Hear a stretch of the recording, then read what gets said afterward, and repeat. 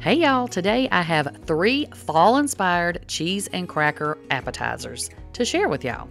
So if you've been with me any length of time, you know I am a lover of cheese, all things cheese.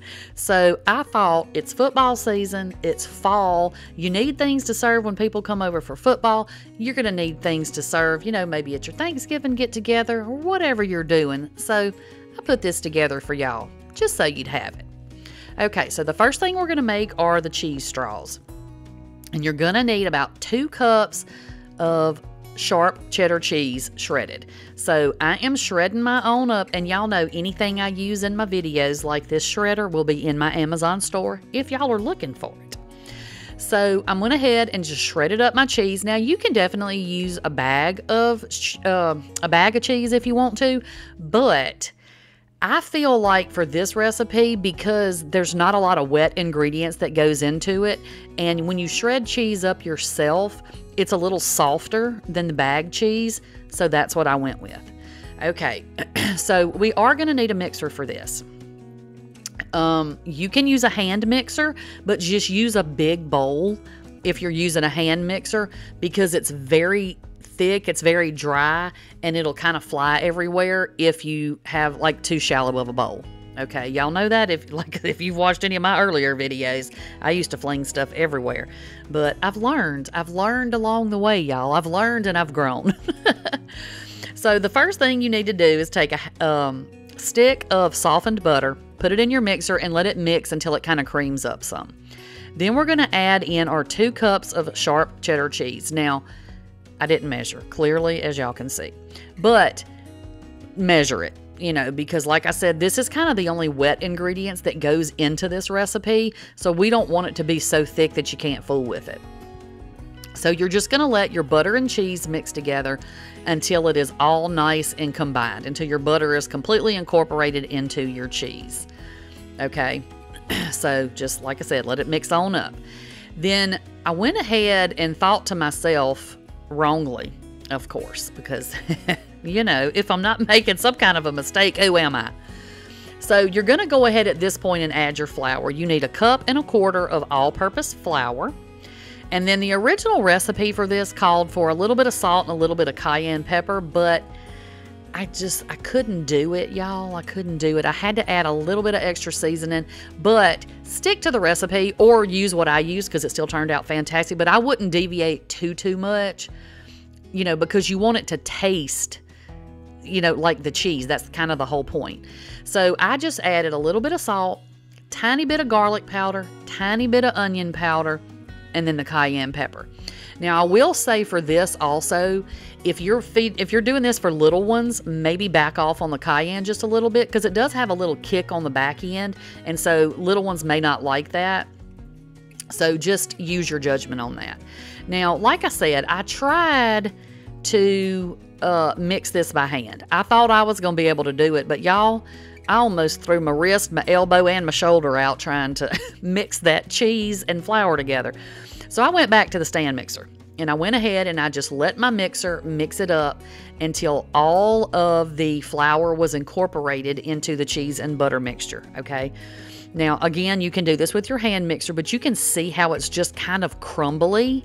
So, again, it's just difficult to mix by hand, especially if you're somebody who has issues like with maybe arthritis or something in your hands. I'm being serious now, y'all. I'm really trying to help somebody out. I don't want you to get halfway through this recipe and realize you can't do it. You really need to do this with a mixer, hand mixer or stand mixer. Okay, so what I'm doing now is I'm just going ahead and mixing and making sure that there was no flour left on the bottom. And then I'm going to get out my most favorite kitchen tool, which is my little silicone mat that I use to roll out all the things. So I'm gonna go ahead, and I'm like, man, this is so crumbly. It's so crumbly. Like, I don't know how I'm gonna get this together as a dough. But when I started mashing on it, and don't worry, my hands are clean, so calm down. It was sticking together. So it sticks together when you stick it together. See there how it holds together in that ball? But I need to get everything out of this bowl, right? So I went ahead and I was like, let me just scoop it up by the handful and just kind of, do a little at a time to get it all together. do it however you need to do it, y'all. I mean, I just didn't want to turn it out onto my mat because I figured those little crumblies was going to go everywhere, right? So I'm just doing the best I can with what I have. So you're going to need to kind of work this around a little bit until you get all the little crumbs to incorporate into the one dough ball, okay? And again, for my friends with any kind of arthritis and stuff in your hands, you may want to get somebody to help you with that part because it is a very, very stiff dough. Okay, so now what we're going to do is we need to get it rolled out. And we're going to roll it out about as thick as what a pie crust would be, so it's pretty thin because we don't need these overly thick, right? Because we're going to bake them and they're going to puff up just a little bit. So what I did is I was trying to get it into a rectangle shape. So I would roll it out a little bit and then stop and kind of maneuver it back into a rectangle and then roll it out a little thinner and then stop and, you know, try to put it back, you know, to a rectangle. But just do the best you can. Mine were uneven, and yours are probably going to be uneven too. I hope that you're just like me, and your stuff will be just as uneven as mine was. But if you can do it perfectly, honey, kudos to you. So now what we're going to need to do is cut these up. Now, I thought I was a professional and was just going to do this, and it was all going to turn out perfect. But those first few were real wonky. So I calmed down and slowed myself down and tried to make these as even as I could because I wanted them to bake up evenly, right? So once you get them all cut up, you see how thin these are? About like not pizza crust, about like pie crust. So now I'm just going to take my little cookie sheet with my silicone mat on it and go ahead and preheat your oven to 350, y'all. I forgot to tell you that. So we're just going to lay these right onto our mat, and if you have one that pulls apart, which you'll see me kind of do, and see right there, just mush it back together. It goes right back together again, and it's not going to make any difference. So just lay these out, leave a little bit of space, but they don't need a whole lot because they're not really going to spread. They'll spread a tiny bit, but they really just kind of puff up a little. So once we get these on our sheet, we're going to go ahead and pop these in the oven for about 15-20 minutes until they get to the level of brownness that you want them to be, okay? Now this is what mine looked like when they came out of the oven. Look how good they look. I want another one right now, y'all. Lord, let me get in this kitchen and make some more. But anyway, so this is what they look like. You just want to let them cool down a little bit, and then once they cool down completely, you can put them in a Ziploc bag or a container, and, you know, they'll keep. But mine didn't last long. But I wanted to show y'all what the inside looks like. It's super flaky, so it's real crispy on the outside, but it's kind of soft on the inside, but it tastes exactly like a Cheez-It, y'all. So good. Okay, so moving on to our next recipe. This is a super, super simple one. And I just thought this would be the cutest thing for any kind of little party, because you could actually do this Christmas or Halloween or any kind of little party you had. If you have a theme, if you have a cookie cutter for it, this will work. So what I had was some fall leaves, and I had like just 3 different little leaves, and I'm just going to make these into chips for my cheese. So it'll be kind of like cheese and crackers, but it's kind of, you know, it's a tortilla chip. But you can still put your little cracker on there and make it, your cheese on there and make it like a cheese and cracker. But look how cute those little leaves are, y'all. So what you're going to do, like I said, is just excuse all my hacking, y'all. My allergies are all crazy down here because the weather can't decide what it wants to do. But anyway, just cut out as many leaves as you want. Now, my son was hanging out when I was doing this, so I didn't do a whole lot. Once you get them cut out, go ahead and put them on your air fryer rack and spray them with a little bit of cooking spray, and then season them up with whatever you want to season them with. I just put a little bit of salt on mine, and then we're going to put them in the air fryer for about 4 minutes, and I have to swap my trays halfway through, but just watch them, and then when they get to the level of brownness that you want, you can pull them out. Now mine got a little bit more brown than I intended, but they were still really, really good, so I wasn't too worried about it. In the air fryer, 4 minutes, okay? Now, while they're in the air fryer, I went ahead and cut my cheese up, and this is just some sliced cheddar and some sliced Colby Jack.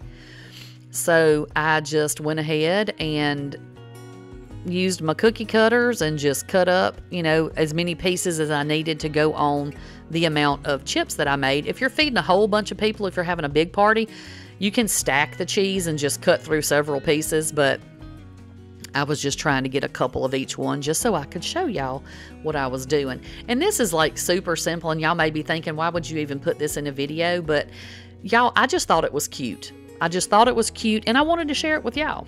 So there's my chips when they came out of the oven. See, they're so cute, y'all. Just a whole bunch of little fall leaves. Okay, so now the last thing that we're going to do are these little pumpkin pie cheese and crackers. So I took a block, and this is one of the like 16-ounce blocks of I think mild cheddar. And so this is going to be our pumpkin part of our pie, right?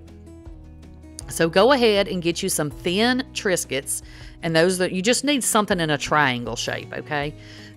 Because of course, you know, that's what a piece of pie looks like.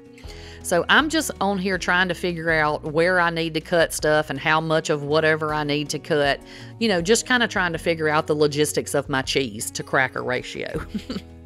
So I just put it on there, and I was like, okay, this will do 4 across, and I'm going to cut it in half again because it's a thick block of cheese. So it'll make 8 altogether, right? Okay, so what I did is I went ahead and took my knife, and where I had the crackers, like the halfway point, y'all, I am so extra sometimes. I knew it was supposed to be just right in the middle of that hunk of cheese, but I had to put the cracker back on there just to make sure. I didn't want to waste good cheese, y'all. So anyway, I put the little crackers back on there so I would know where to cut for each of my little triangles. And so I just cut those out, and then I just trimmed them up to make sure that they, you know, fit on there good. And then I cut those in half. Then I'm just kind of measuring with my chicken biscuits there. So I cut lengthwise those triangles in half. See, now I have 8 of them. I'm sure y'all can see. But anyway, just trying to explain it. So now these little chicken biscuits are going to be the back crust for our pie. So, but we have to have a way for everything to hold together so that when somebody picks this up, it's not just falling apart everywhere. So I got some of this whipped cream cheese because I think when I found the original recipe months ago, it just said cream cheese, but I thought that's going to be so hard to try to deal with, you know, like, I mean, I could have softened it and all that, but I just thought this would be way easier. So I got the little whipped cream cheese, and I just put it down in a Ziploc bag because, you know, I'm not fancy yet, so I don't have piping bags for stuff like this. Now, I may get some. Now, they may come from the Dollar Tree, but I'm going to get some one day. I'm going to shock y'all because I'm going to come on here with some piping bags one day, and y'all going to be like, who is this? Who is she with these piping bags? But anyway, right now we're using a Ziploc bag. So I'm going to go ahead and put a little bit of the cream cheese on each one of the crackers, just enough to hold it. And that will hold your cheese down to your cracker, so when somebody gets one of these, the cheese doesn't fall everywhere. So then I just put a little stripe of cream cheese down each one of my little chicken biscuits, and I put that right on the back. And that makes the back crust of our pie. Y'all, is this not the cutest thing? I thought, look, I have got to make these, and I've got to share these with y'all because I know one of y'all is having a party that you're going to need these for. So, but what is pie without a little whipped cream on top, right? So I took my little cream cheese, and I put a little dollop right there on top of each one of my little pieces of pie. And that way they were all nice and fancy. Y'all, I love cheese. Are y'all team cheese? Do y'all love cheese as much as I love cheese? I feel like you can't go wrong with cheese. Okay, so this is our cheese and cracker board, y'all. How cute is this? Now, I know one of y'all's gonna need to make this, and if y'all do, post pictures and tag me over on Instagram because I would love to see it all put together. But these are delicious. You have got to try them. That is all I've got for y'all today. I will pop y'all another video over here, and I will catch y'all on the next one. Bye, y'all.